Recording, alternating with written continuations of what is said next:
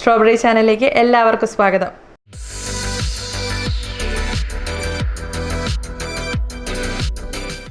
നിമിഷ നേരം കൊണ്ട് തയ്യാറാക്കിയെടുക്കാവുന്ന ഒരു 4 മണി പലഹാരമാണ് അവൽ നനച്ചത്.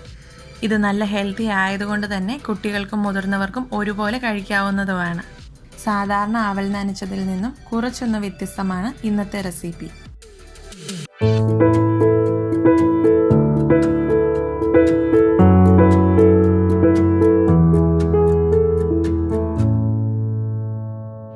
ഇതിനായി ആദ്യം തന്നെ ഒരു ബൗളിലേക്ക് 1/4 കപ്പ് തേങ്ങ ചിരകിയതെടുക്കുന്നു.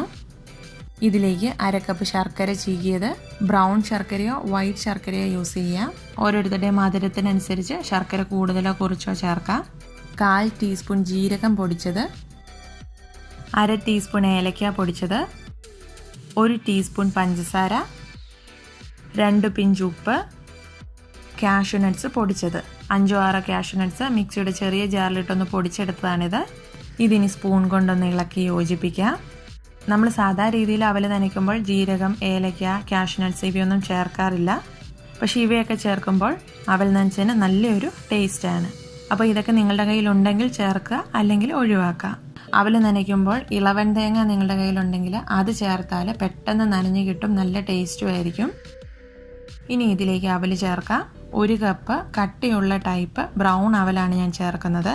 അവൽ പലതരം കിട്ടും, ബ്രൗൺ അവൽ, വൈറ്റ് അവൽ. അതുപോലെ തന്നെ ഈ 2 അവലും 2 തിക്നെസ്സിലും കിട്ടും. ഒന്ന് കനം കുറഞ്ഞതും ഒന്ന് കനം കൂടിയതും. ഇതിനൊന്ന് സ്പൂൺ കൊണ്ട് ആദ്യം ഒന്ന് മിക്സ് ചെയ്തെടുക്കാം. ഇത് കട്ടിയുള്ള അവലായതുകൊണ്ട് പെട്ടെന്ന് നനഞ്ഞ് കിട്ടാൻ വേണ്ടി 1 ടേബിൾ സ്പൂൺ പാല് ചേർക്കാം. പാല് കൂടുതൽ വേണമെങ്കിൽ കൂടുതൽ ചേർക്കാം. പാലിന് പകരം വെള്ളം ചേർത്താലും മതി. ഇതിപ്പോൾ സ്പൂൺ കൊണ്ട് നന്നായിട്ടൊന്ന് മിക്സ് ആയിട്ടുണ്ട്. ഇനി ഇത് കൈകൊണ്ട് മിക്സ് ചെയ്തെടുക്കാം.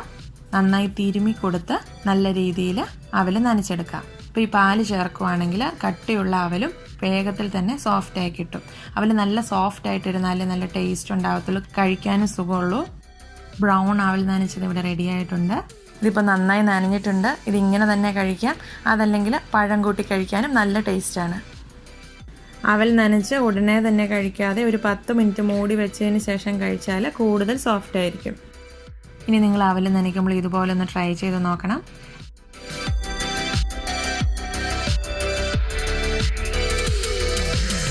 അപ്പോൾ നിങ്ങളെല്ലാവരും ട്രൈ ചെയ്ത് നോക്കണം. അഭിപ്രായങ്ങളൊക്കെ കമൻറ്റ് ബോക്സിലൂടെ ഞങ്ങളെ അറിയിക്കണം. വീഡിയോ ഇഷ്ടമായാൽ ലൈക്ക് ചെയ്യുക, ഷെയർ ചെയ്യുക. മറ്റൊരു വീഡിയോയിലൂടെ കാണാം. എല്ലാവർക്കും നന്ദി.